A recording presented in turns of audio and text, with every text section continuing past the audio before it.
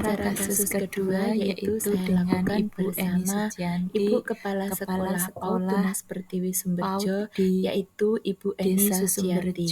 Dalam kasus kedua ini, dilema etika yang dialami oleh Bunda Eni Sucianti, yaitu menerima peserta didik baru di luar daerah tempat beliau mengajar. Padahal di tempat lain atau di masing-masing desa sudah terdapat PAUD masing-masing.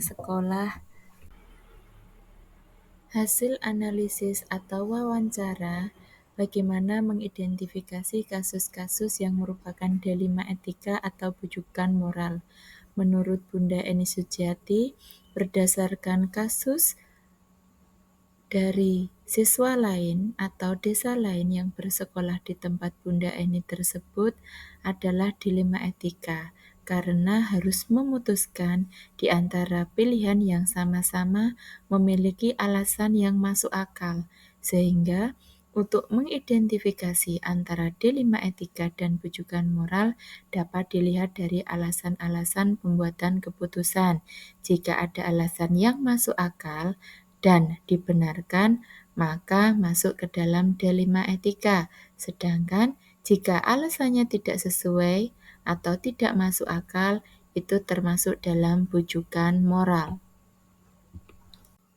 Selama ini dalam menjalankan pengambilan keputusan di sekolah Ibu Eni Sucianti untuk kasus-kasus di mana ada dua kepentingan yang sama-sama benar atau sama-sama mengandung nilai kebajikan, dalam menjalankan pengambilan keputusan harus dimusyawarahkan dahulu dengan seluruh guru.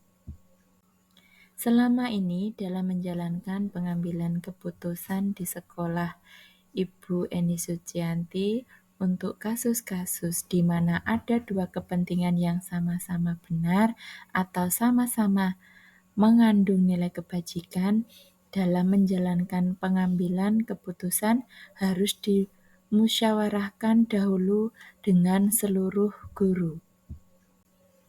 Hal-hal yang selama ini merupakan tantangan dalam pengambilan keputusan pada kasus dilema etika berdasarkan wawancara yang sudah saya lakukan dengan Bunda Eni Sucianti, yaitu kurangnya ketegasan jika dihadapkan dengan persoalan yang melibatkan kemanusiaan. Kemudian, jika Bunda Eni memiliki sebuah dilema etika, apakah penyelesaiannya langsung di tempat atau memiliki jadwal untuk menyelesaikannya dalam bentuk prosedur seperti apa yang sudah dijalankan? Jawaban dari Bunda Eni, tidak ada jadwal khusus dalam penyelesaian kasus dilema etika, karena langsung diselesaikan dengan melakukan koordinasi dengan seluruh guru.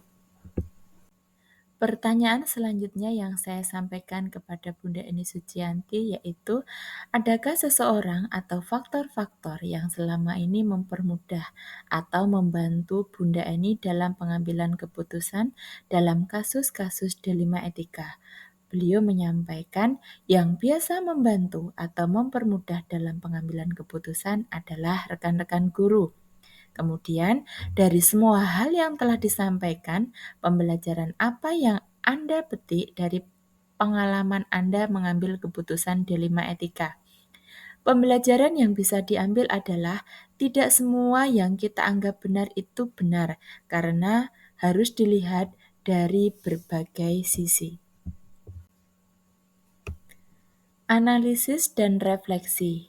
Hal yang menarik muncul saat wawancara adalah kedua kepala sekolah memiliki cara tersendiri untuk menyelesaikan suatu permasalahan, namun tetap berpijak pada nilai-nilai kebajikan. Kemudian, kedua kepala sekolah tersebut, yaitu Bapak Siswanto dan Bunda Eni Sucianti, mengambil keputusan dengan paradigma rasa keadilan melawan rasa kasihan dengan prinsip berpikir berbasis rasa peduli.